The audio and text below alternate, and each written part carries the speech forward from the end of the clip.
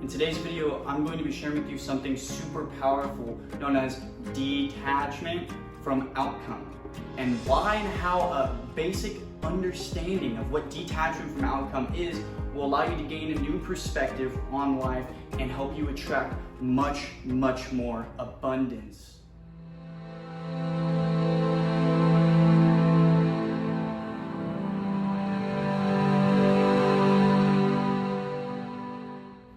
So what's going on, everyone? I hope you're having an amazing day. My name is Galvin McIntyre, and I help people connect to their higher selves. And in today's video, I'm going to be sharing with you what detachment from outcome is. So what is detachment from outcome?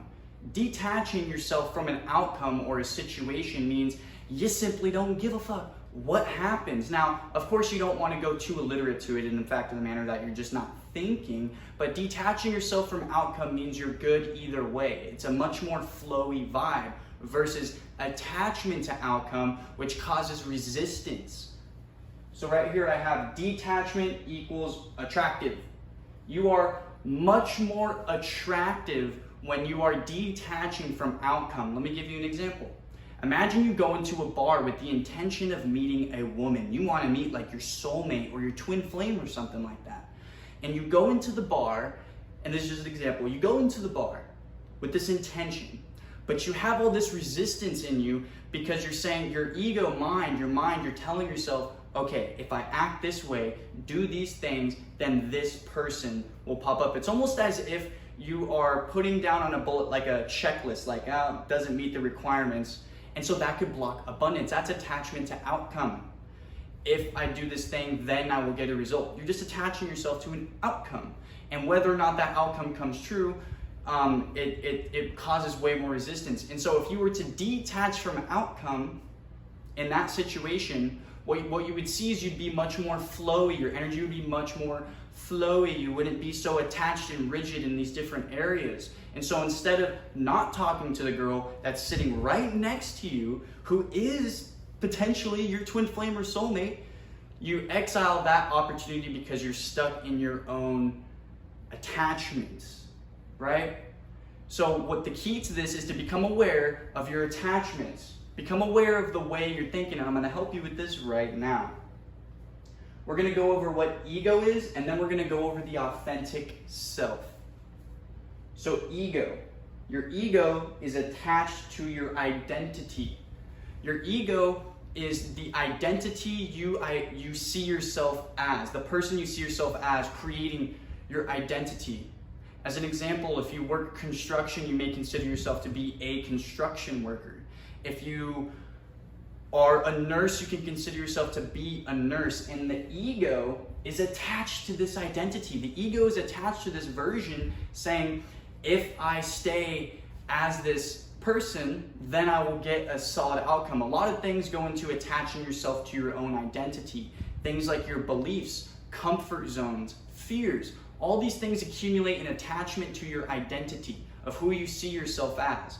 And when you are attached to your own identity, what happens is you build up a lot of resistance energetically within yourself because you're not flowy and open to new vibes. So if you're a construction worker, you have to act this way. If you're a nurse, you have to act this way. But that's actually not the case. But that is the way that the ego identifies with its identity.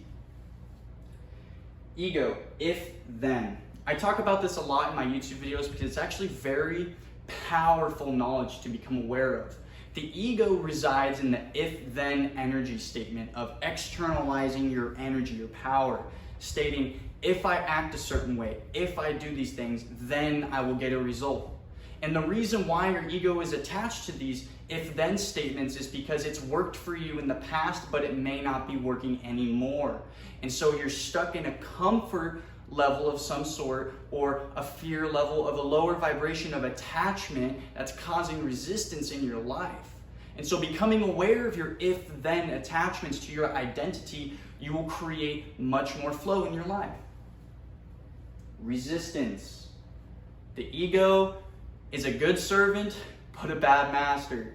When you are attached to the ego, when you're attached to the identity, when you're attached to externalizing your powers and your energy, then you are going to see so much resistance. It's like get in the backpack. I used to ruck. Well, I still do, but not as frequently as I used to.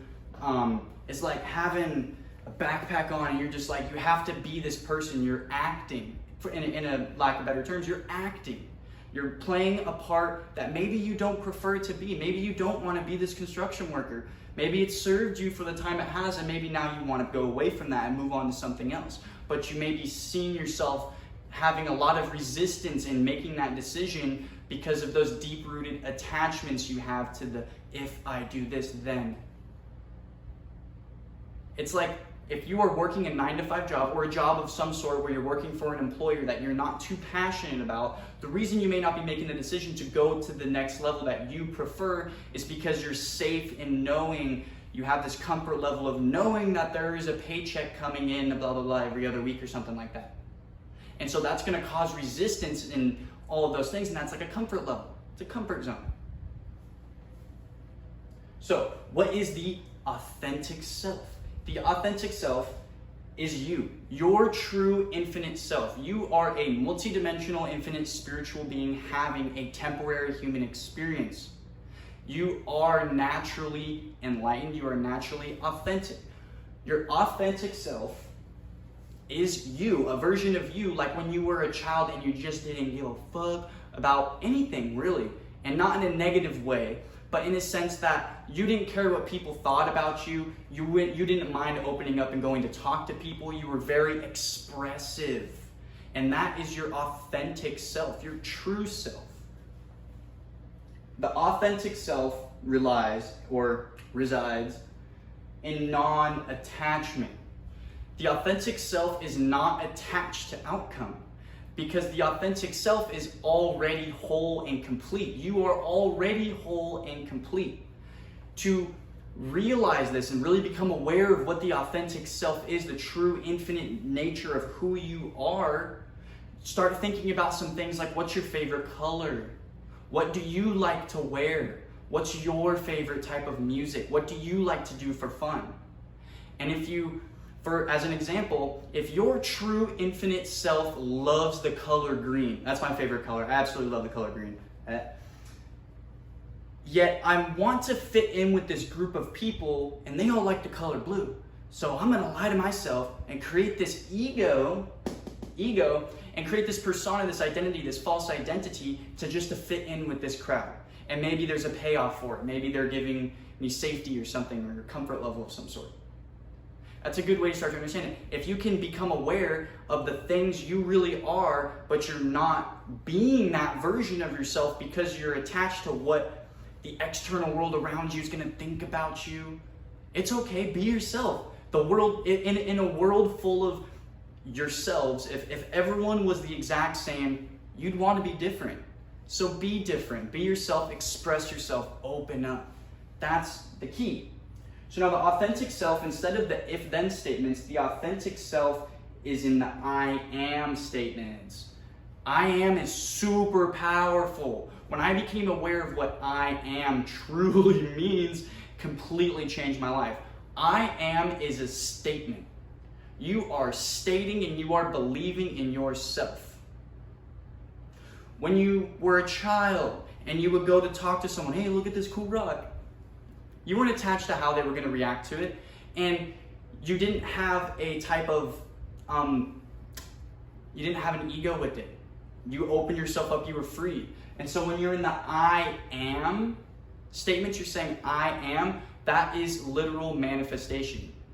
But the I ams come with beliefs. So instead of saying, if I act a certain way, do a certain thing, then I'll get an outcome, you're saying, no, I am whole and complete. I am worthy of that which I desire.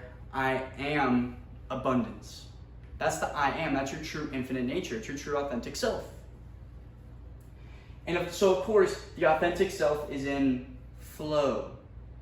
You're loose. You're not attached to outcome. You are detached from outcome. And when you're detached from outcome, you're able to make decisions that align with your authentic self, so that you can create the most probability. So going back to the story I was telling at the beginning, is if a if you're at this bar and you were more flowy and you were more open vibe, like, woo, this is cool, you are probably you will have a much deeper conversation, a much more open, flowy vibe, and you're gonna be able to basically go where you want to go, and your intuition is going to be natural with this aspect, or this part, or this version of you. So when you're detaching from outcome, the reason why you're attractive when you're not giving a fuck and you're detaching from outcome, the reason why you're so attractive is because you are creating your reality. At that point now, you are the creator. I am the creator.